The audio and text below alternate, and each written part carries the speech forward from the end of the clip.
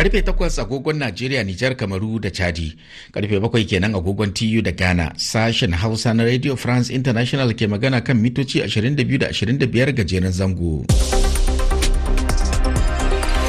Michael Kudison.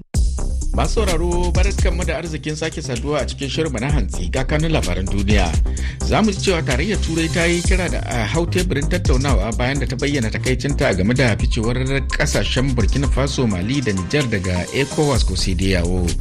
Mai gabatar da kara na kotun hukunta manyan laifuka ta duniya ya ce ya yi amannar bangarorin da ke yaki da juna a Sudan suna aikata laifukan yaki. Shugaban Amurka Joe Biden ya ce ya riga yanke hukunci a game da mayar da martani kan harin da ya yi sanadin mutuwar sojojin kasar uku a Jordan. To ga labaran kamar yadda suke. Ƙungiyar Tarayyar Afirka ta bayyana matukar rashin jin daɗi akan matakin da gwamnatocin Burkina Faso, Nijar da Mali suka ɗauka na ficewa daga cikin ƙungiyar ECOWAS ta yammacin nahiyar Afirka. Nura Ado Suleiman ya haɗa mana rahoto a kai.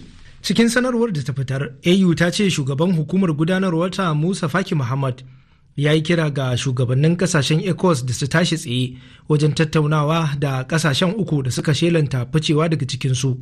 A ranar Lahadin da ta gabata, Nijar da Mali da kuma Burkina Faso suka sanar da matakin nasu na ficewa daga cikin ECOWAS bayan shafe watanni ba tare da kyakkyawar alaka tsakaninsu da kungiyar ba saboda juyin mulkin da sojojinsu suka yi. A watan Yulin shekarar bara ne dai sojojin Nijar suka yi juyin mulki, na Burkina Faso kuma a 2022, yayin da na Mali suka kawar da gwamnatin farar hula a shekarar 2020. Wannan ce ta sa duk da cewar kasashen uku jigajigai ne wajen kafa ECOWAS a shekarar 1975, hakan bai hana kungiyar daukar matakin ladabtarwa na kakaba musu takunkumai ba domin tilastawa sojojin kasashen mayar da mulki ga farar hula.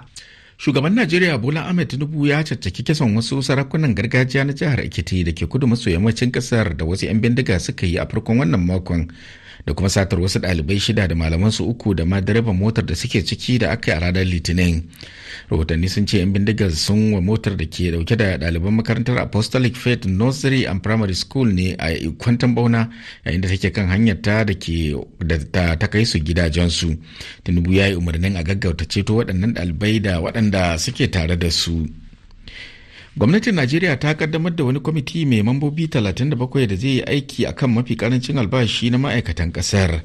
Yayin kaddamar da 'yan kwamitin, mataimakin shugaban kasar Kashim Shatima ya hore su da su tabbatar da ganin sun gudanar da ayyukan su ba tare da jan kafa ba. Comrade Kabiru A. Inuwa shine shugaban kungiyar kwadago ta NLC reshen jihar Kano a Najeriya. Ya bayyana kaddamar da kwamitin akan abu ne da aka yi maraba da shi idan har ya yi aikinsa yadda ya kamata. To alhamdulillahi, wannan kwamiti da aka kaddamar a yau mai mambobi 37 kwamiti ne da ya kamata sai an kaddamar da shi tun kafin yanzu. Domin idan za mu iya tunawa a watan 9 na shekara ta gabata an saka hannu a yarjejeniya tsakanin kungiyoyin kwadago da gwamnatin tarayya, wanda a cikin wannan yarjejeniya akwai kafa kwamitin da zai dubi sabunta mafi karancin albashi na ƙasa. Wannan kafa shi da aka yi a yanzu, muna fata cewar wannan kwamiti zai aiki a cikin gaggawa domin shi wannan albashi da ake kai mafi karanci na 30,000 zai zamanto ya nuna ya isa canji a watan 4 na wannan shekara. Kenan a halin yanzu muna da ƙasa da wata 3 yin wannan aiki. Wanda wannan aiki ba ƙaramin aiki ba ne, domin aiki ne wanda bayan kwamiti ya gama sai an miƙa shi ga ma'aikatar albashi, sai an kai shi ga majalisa ta sa hannu a kansa, ta sa hali, sannan a mayarwa da shugaban ƙasa, shi kuma in ya sa hannu ya zama dokar ƙasa. Wasu majiyoyi sun tabbatarwa Arafai cewa To sai a gafarce mu da wannan kutse. Har da 'yan awaren kasar Kamaru suka kai watan garin Moliko yankin Boya a kudu maso yammacin Kamaru ya yi sanadin mutuwar mutum guda tare da jikkata da dama. Wannan ne ya sa mahukuntan kasar suka kara azama ta bangaren tsaro, inda jami'an tsaro suka kafa shingayen bincike 'yan ababen hawa a sassa da dama na yankin.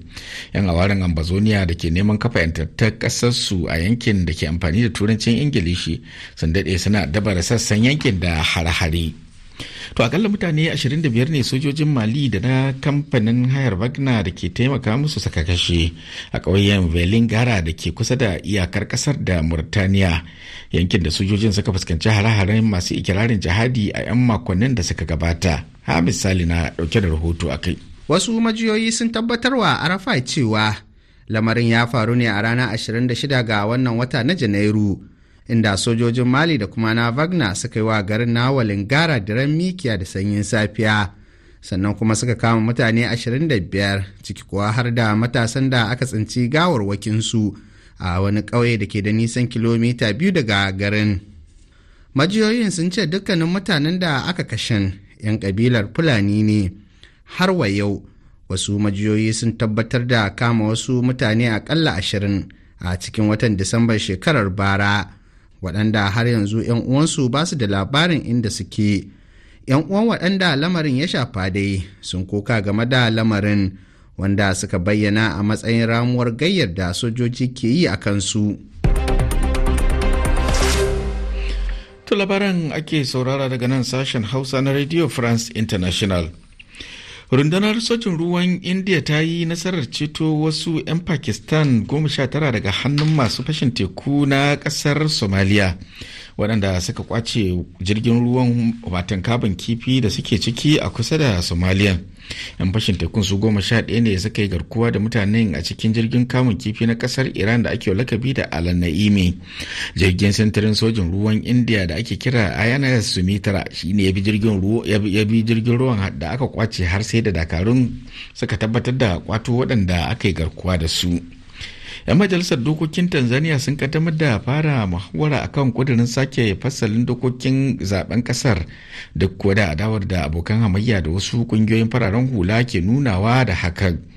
Dubban mutane ne suka fito zanga-zangar da jam'iyyar adawa ta Chadema ta shirya a makon da ya gabata don nuna rashin amincewa da sake fasalin dokokin zaben, matakin da jagoran adawa Freeman Mbowe ya ce akwai lauje cikin naɗi. Babban mai gabatar da kara na Majalisar Ɗinkin Duniya ya ce ya yi amana cewa bangarorin da ke yaƙi da juna a Sudan sun aikata laifukan yaƙi. Karim Kam ya ce binciken da ya yi da kuma nazari akan rahoton da ya tattara sun bayyana cewar an ci gaba da aikata laifukan yaƙi a Darfur wajen sabawa dokokin Geneva da suka yi tanaje-tanaje dangane da rawar da kowane bangare ke takawa a lokacin yaƙi. RFI ana tare ne da sashen Hausa na Radio France International. Shugaba Joe Biden ya tabbatar da shirin kai hare-hare Jordan da nufin ɗaukar fansa da kisan sojojin Amurka 3 da aka yi ta hanyar kai hari sansaninsu da jirgi mara matuki a ranar Lahadin da ta gabata.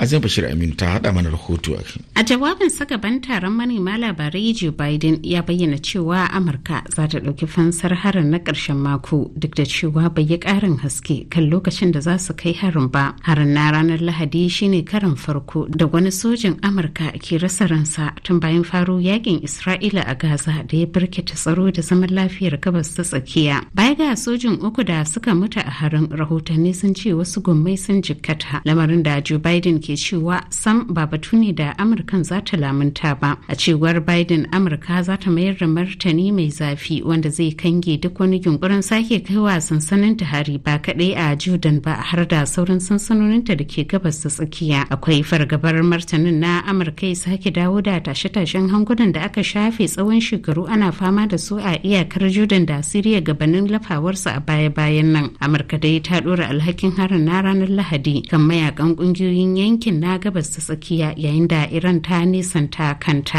A gaida Azim Bashir Aminu. Rundunar sojin Isra'ila ta ce ta fara aikin cike ramukan karkashin ƙasa na Hamas da zummar tilasawa mayakanta fitowa yayin da ake ci gaba da gwabza fada mai zafi a Gaza, kuma a daidai lokacin da masu shiga tsakani ke kokarin samar da sabuwar yarjejeniyar tsagaita wuta na kusan watanni 4. Sojin Isra'ila ta ce tana amfani da wannan salo ne na cike ɗimbin ramukan da na karkashin ƙasa da ruwa, inda don dakile hare-haren sarika noke da mayakan Hamas ɗin ke kaiwa ta wajen amfani da su. Kotu a Pakistan ta aiki da tsohon firaministan kasar Imran Khan gidan yari na tsawon shekaru 10 bayan samun su da laifin fitar da bayanan sirrin kasar lokacin da yake rike da madafun iko. Zulkifil Buhari wanda shine kakakin jam'iyyar Khan ta Pakistan Tariq Insaf ya ce kotun ta yanke hukuncin ne a jiya talata a gidan yarin Garrison da ke birnin Rawalpindi da ke lardin Punjab na kasar.